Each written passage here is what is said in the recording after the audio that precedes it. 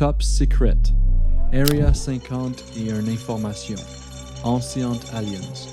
Born in the shadow of the Cold War and nuclear experimentation, a mystery still lingers in the classified corners of American history.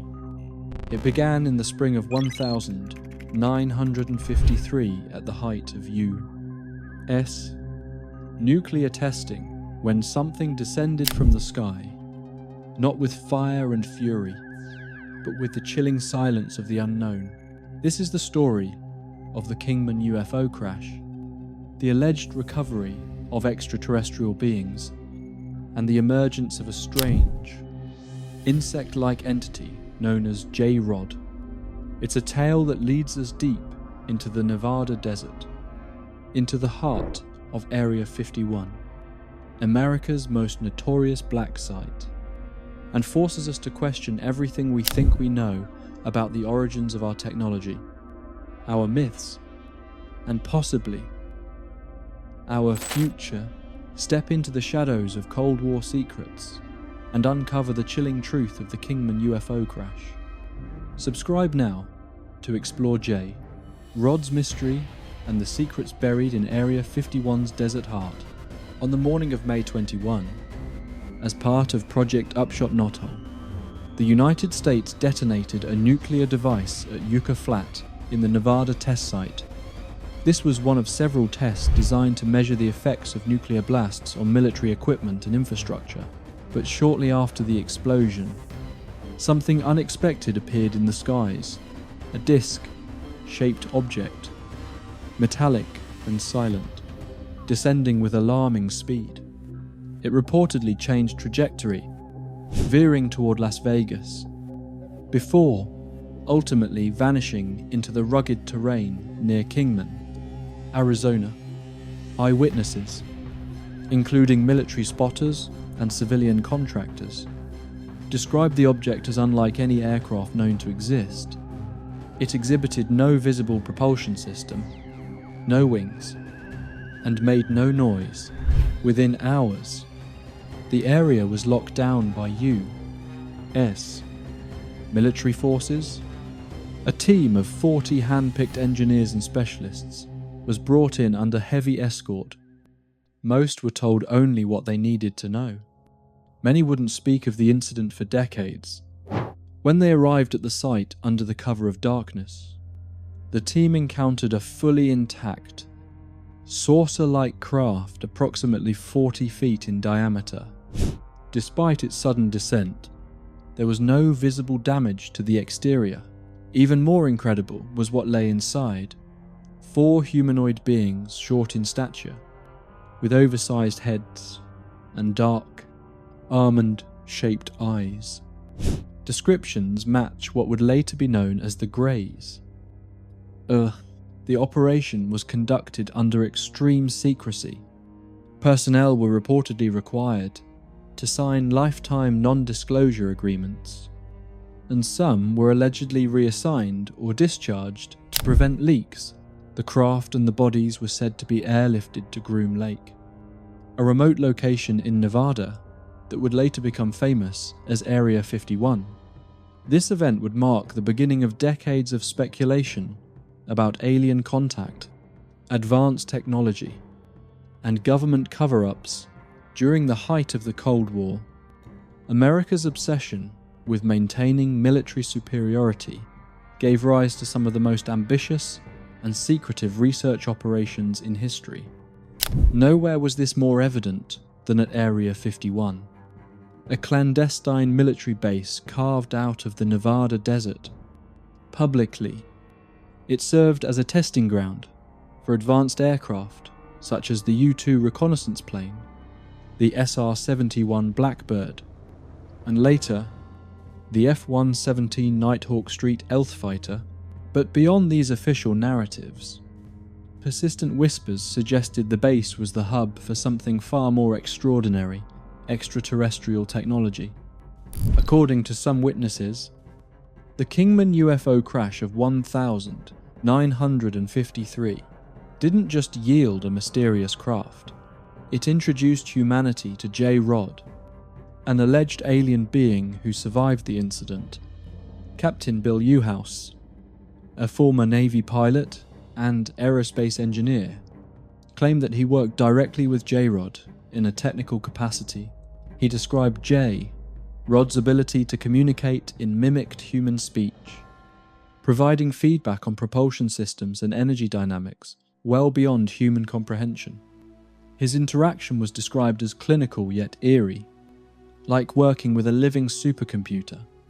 This collaboration between Captain Bill Uhouse with J-Rod, if real, marked the first interspecific scientific partnership in modern history, with implications far beyond earthly defense.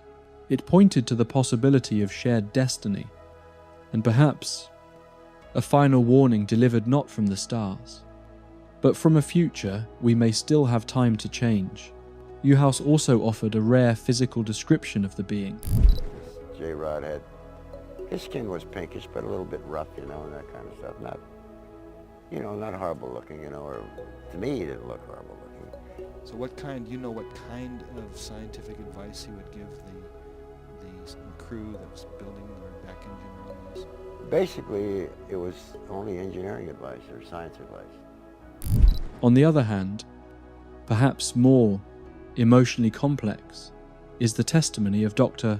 Dan Burisch, a microbiologist who claimed to have been assigned to monitor J-Rod's medical condition within an underground facility at Papoose Mountain, a site adjacent to Area 51.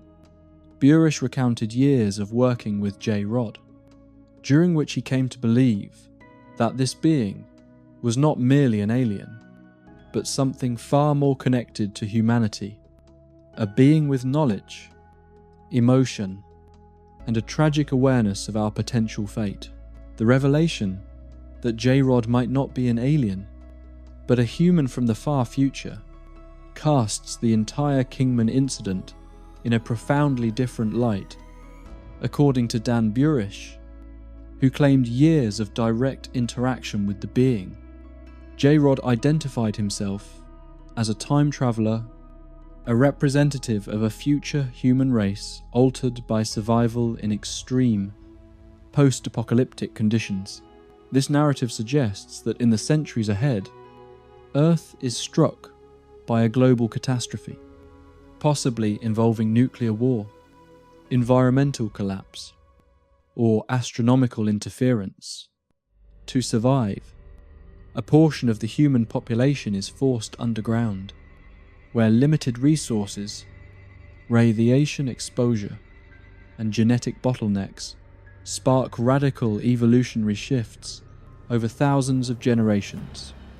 These subterranean humans became what we today perceive as greys, hairless, pale-skinned beings with large heads, reduced musculature, and insectoid traits, the byproduct of darkness, confinement, and adaptation. Dan Burisch said, area, and we were eventually shown the subject for which we were examining the slides.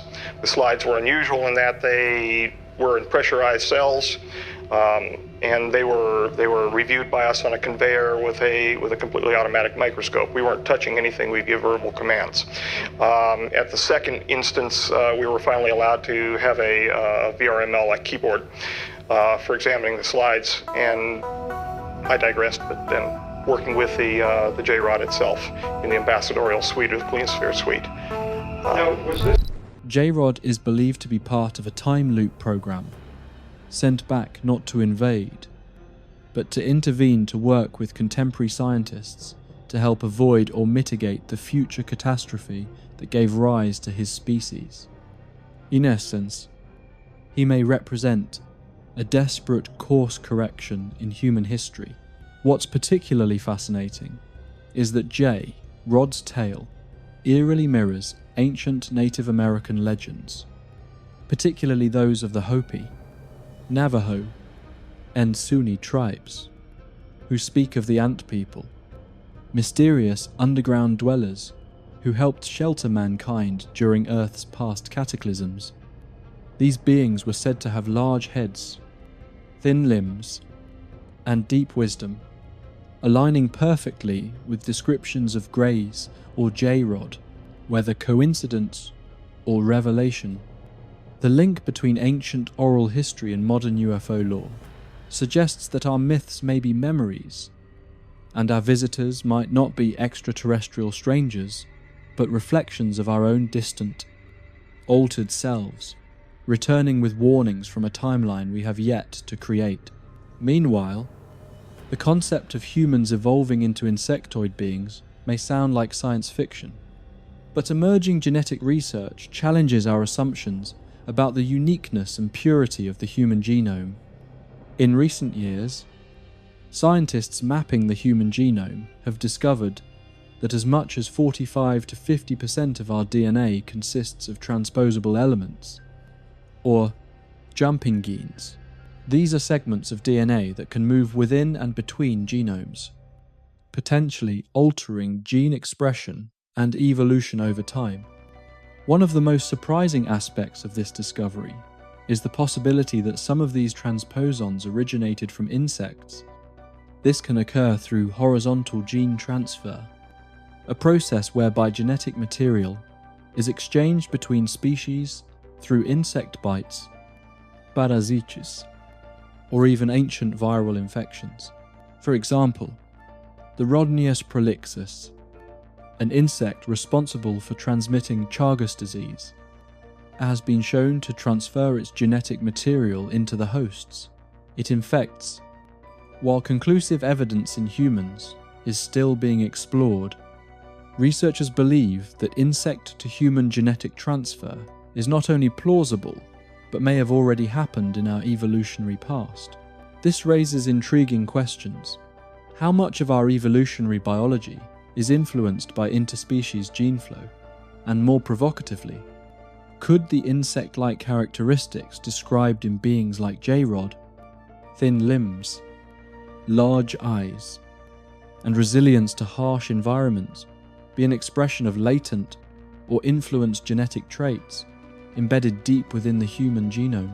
Furthermore, if future humans are forced to adapt to new or extreme conditions, such as life underground or in irradiated environments, it's not inconceivable that existing insectoid gene fragments could become active, guiding new evolutionary developments. In this light, the line between myth and mutation begins to blur, suggesting that the transformation into insect-like beings may not be so far-fetched after all. In August 2014, just 2 months before he passed away, Boyd Bushman, a senior scientist with over 27 patents and decades of experience at aerospace company Lockheed Martin, made a shocking and controversial decision.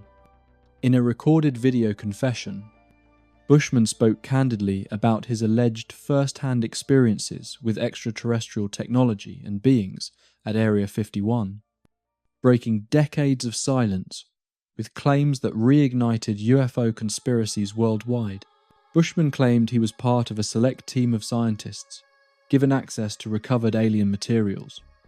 According to his testimony, he frequently received metallic fragments of unknown origin, believed to have come from crashed UFOs, for testing and analysis. These materials, he said, included rare and exotic elements like palladium, tellurium, and germanium metals not typically used together in conventional human engineering, but reportedly essential to the functioning of anti-gravity propulsion systems. Bushman described the photo of a UFO. And they got a picture of up close and personal. This is a UFO which is ready to take off, and it is very up close. And they informed me that there are 3 elements which the UFO is contained. One is telluride, the other is germanium, the other is palladium. I did not say a metal once. And not only that, but the things pick up and fly using anti-gravity. But the most shocking claim came when Bushman described the presence of living extraterrestrials inside Area 51. He stated that 18 beings, resembling small humanoids with 5 fingers, 5 toes, and disproportionately large heads, were working in cooperation with U.S. scientists. He noted that these beings were roughly 4.5 to 5 feet tall, communicated telepathically, and originated from a planet located 68 light years away, believed to be in the Zeta Reticuli system. A detail that echoed earlier accounts from abductees like Betty and Barney Hill. Bushman also claimed the aliens used magnetic fields and thought-based controls to operate their craft, technology vastly superior to anything found on Earth. The video was met with both skepticism and amazement. Some critics dismissed it as a hoax, while others argued that Bushman had nothing to gain and no reason to lie so close to death, whether factual or fabricated. Bushman's confession remains one of the most detailed and emotionally sincere accounts in UFO history, and a powerful piece of the Area 51 puzzle. Since the 1950s, the pace of technological advancement has been nothing short of astonishing. In just a few decades, humanity leaped from bulky vacuum tube computers to quantum processors, from rotary phones to smartphones, and from basic aircraft to hypersonic jets and drones capable of autonomous flight. While many attribute this explosion of progress to human ingenuity and accelerated scientific collaboration, others point to a far more controversial theory: reverse-engineered alien technology. The Kingman crash and J. Rod's role suggest a truth, whether extraterrestrial or time-displaced, that reshapes our view of science and history. For example, the emergence of fiber optic cables, transistors, lasers, and stealth coatings all occurred shortly after events like the Roswell crash, 1947, and the Kingman incident, 1953. These innovations revolutionized military and commercial industries. Yet, according to some insiders, their origins might trace back to non-human sources. One of the most public informants is Colonel Philip J. Corso, a former U.S. Army officer who served on President Eisenhower's National Security Council, said, and I started to figure, what was that? First I thought it was a child, because it was small. Then I looked at its head and all, right away, and this was only happened in a matter of seconds. Then I put the end back down, and the head was different, the arms were spindly, the body it was gray. So right at that moment, I figured, I don't know what this thing is. So like an intelligence. However, reverse engineering alien technology proved to be a daunting task. Scientists were reportedly confronted with materials that behaved in non-Newtonian ways, interfaces that responded to conscious thought, and power systems based on element 115, a substance unknown to Earth at the time. Many of these early projects failed, or were shelved for decades due to an inability to comprehend the alien physics behind them. Former military contractors and opponents, such as Philip Corso, that have gone on record claiming that alien artifacts were seeded into corporate research departments under the guise of black projects. The goal, they claim, was to adapt extraterrestrial discoveries for human use without revealing their true origins. Now, as fields like quantum computing, artificial intelligence, and gravitational manipulation advance rapidly, some theorists believe we're finally beginning to understand and apply what was once beyond our reach. If true, then the greatest technological revolution in history may not have begun in a lab. but in the wreckage of a craft not of this world. In August 2013, following decades of denial and growing public speculation, the CIA officially acknowledged the existence of Area 51 for the first time. This revelation came as a result of a Freedom of Information Act (FOIA) request filed by researchers seeking declassified documentation on Cold War-era spy programs. The released materials confirmed what had long been rumored, that Area 51, located near Groom Lake in southern Nevada, had been a testing ground for high-altitude reconnaissance aircraft, most notably the U-2 and A-12 Oxcart programs. While the admission made headlines, it offered only the bare minimum of transparency. The documents did not refer to UFOs, extraterrestrials, or the Kingman incident, nor did they mention J-Rod, reverse engineering programs, or any interaction with non-human technology. To many in the UFO community, the narrow scope of the disclosure felt like a carefully measured attempt to quiet decades of rumours without truly addressing their substance. Critics argued that the government's long-standing secrecy surrounding Area 51 had already undermined public trust. Furthermore, insiders continued to assert that the true purpose of Area 51 extended far beyond aircraft testing. Testimonies from individuals like Bob Lazar, Bill Uhouse, and Dan Burisch describe underground facilities, alien craft, and scientific collaborations with non-human entities, none of which were acknowledged in the 2013 release. For many, the CIA's admission was not a revelation, but a reminder. The truth is still buried deeper than we're allowed to see. In recent years, Area 51 has transformed from a whispered conspiracy into a global pop culture phenomenon, with documentaries, social media campaigns, and even public raid events, bringing it into the mainstream. Many researchers and theorists now question whether the base still houses the deepest government secrets, or if those secrets have long since been relocated. Instead, they suggest the existence of more obscure, off-the-radar installations, such as Dugway Proving Ground in Utah, Wright-Patterson Air Force Base in Ohio, or alleged deep underground sites like Dulce Base in New Mexico.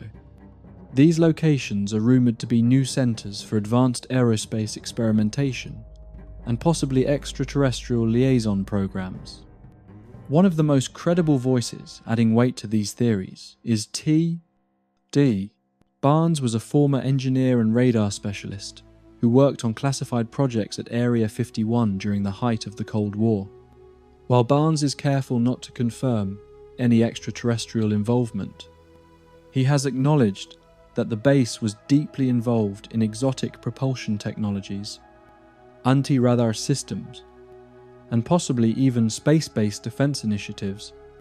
Thus as T.D. Barnes recounted. So when did you actually come to the Area 51 work? I came to Nevada in '64, and I was attached to the NASA High Range Tracking Station at Beatty, which is 45 miles from Area 51. It was what we called the Seven Sisters. It was 7 radar sites, and the other 6 were air defense commands. He also hinted that many of the programs tested at Area 51 involve physics not yet understood by mainstream science, fueling speculation that reverse-engineered technology may have been at play. His statements align with other whistleblowers who claim that by the 1980s and 90s, the most sensitive work had been moved to underground facilities or compartmentalized among private aerospace contractors to avoid public scrutiny. Today, Area 5, the 1st of May, still serve a vital purpose. But for many researchers, it's now seen as a decoy, a symbol of secrecy whose true contents may have already been quietly dispersed across the country. or even the world, otherwise. In the aftermath of the 1953 Kingman UFO crash, the U.S., the government's response was swift, methodical, and deeply secretive. According to multiple insider accounts, a group of 40 engineers and technical specialists was quietly assembled in Phoenix, Arizona, and transported under high security to the crash site in the desert near Kingman. The journey lasted over 3.5 hours, and most of the individuals involved were given minimal information about their destination or purpose. Some reports claim that the men were blindfolded or instructed to keep their eyes averted for portions of the ride, especially as they approached the secured perimeter of the recovery zone. Each engineer had been carefully selected for their expertise in areas such as aeronautics, propulsion systems, metallurgy, avionics, and exotic materials, science fields directly relevant to analysing and understanding advanced technology not of this earth. What made the operation unusual was not just the urgency or the secrecy, but the lack of follow-up documentation and the disappearance of the personnel from the public record. Many of those involved were reportedly reassigned to classified projects, discharged without explanation, or simply disappeared without a trace. Few ever spoke of what they witnessed, and those who did only broke their silence decades later, often after retirement or on their deathbeds. Some whistleblowers have suggested that the mission's true purpose wasn't just recovery, but containment, a pre-planned protocol enacted under the terms of a covert agreement with extraterrestrial entities.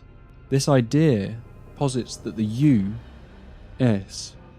government had prior knowledge that such crashes could occur and had standing procedures in place to secure, silence, and study any non-human materials or beings that might be found.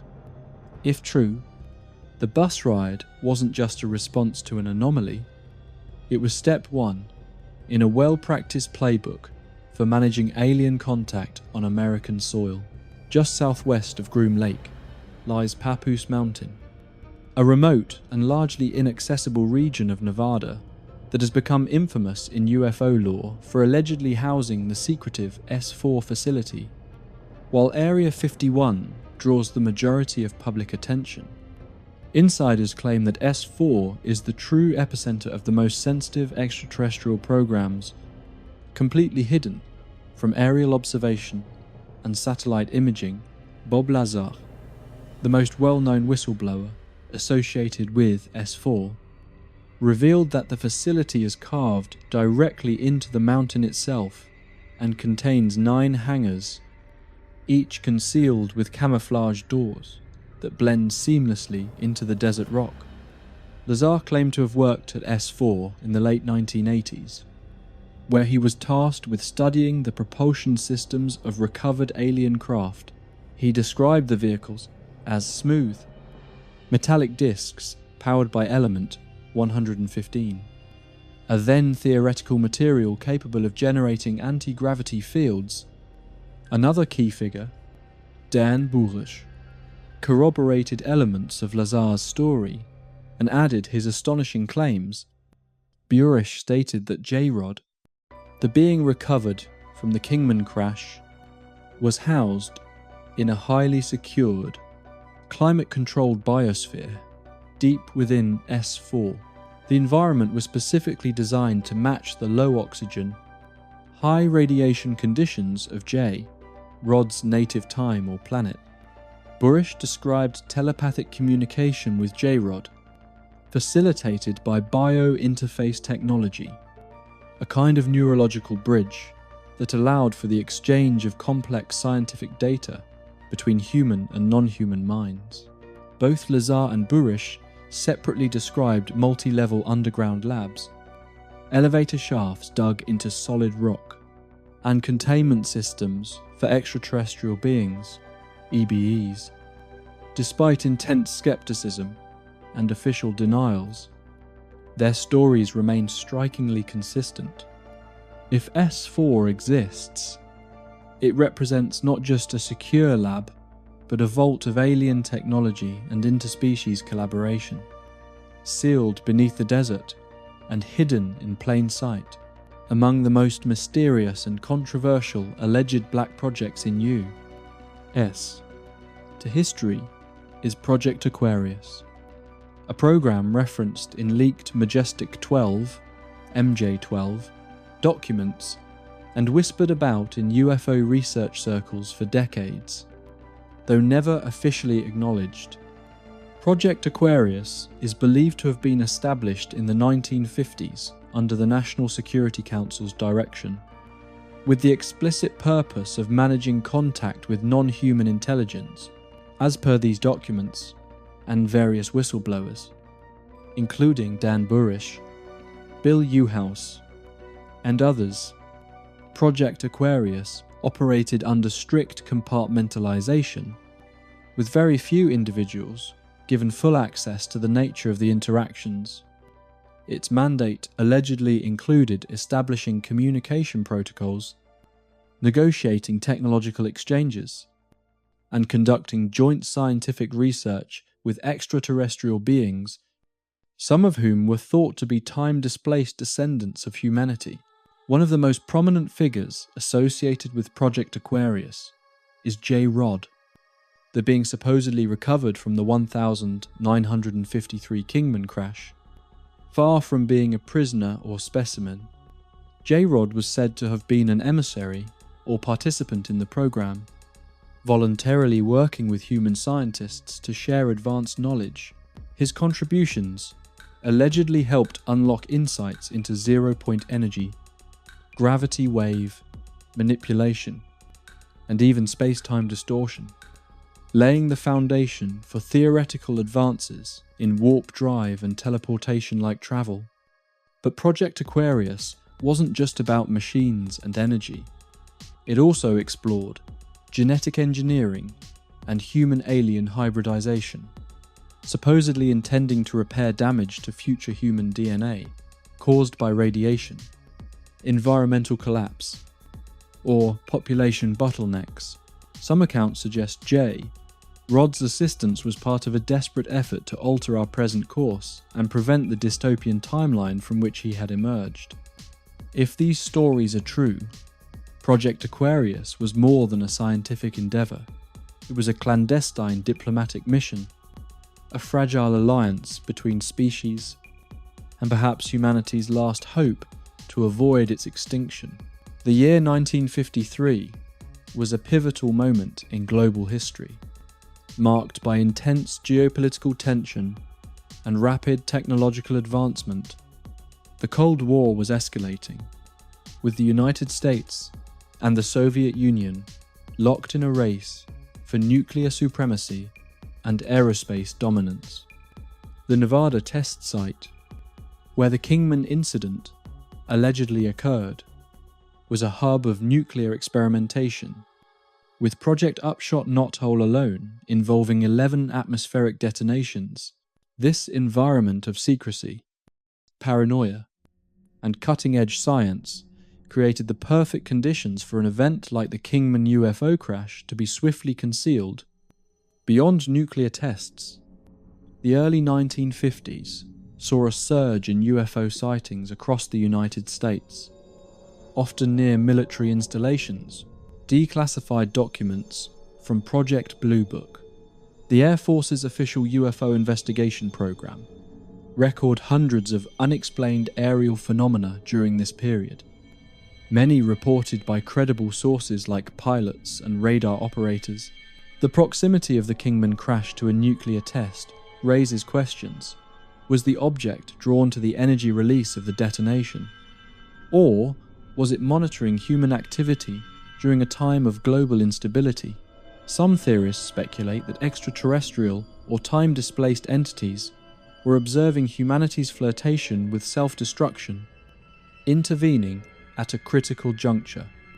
The cultural climate also played a role The 1950s were a time when science fiction permeated popular media, with films like The Day the Earth Stood Still, 1951, and War of the Worlds, 1953, shaping public perceptions of alien life.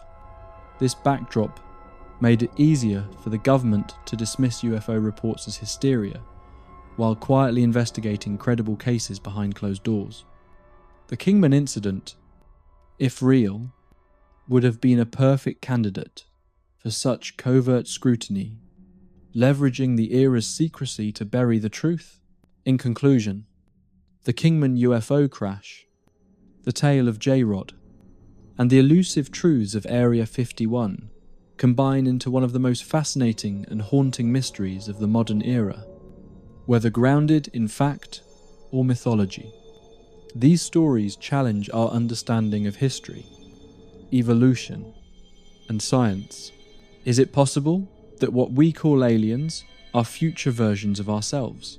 Is the technology we now depend on gifted or recovered from otherworldly beings? And that long before the government admitted anything, they were already collaborating with intelligences far beyond our understanding? The answers may lie buried in desert bunkers, in genetic code, or in myths as old as time. One thing is certain: the mystery of Area 51, like J-Rod himself, refuses to disappear. Thank you for watching today's video. If you found this episode interesting, don't forget to hit the subscribe button so you won't miss any exciting information about UFOs and extraterrestrial beings.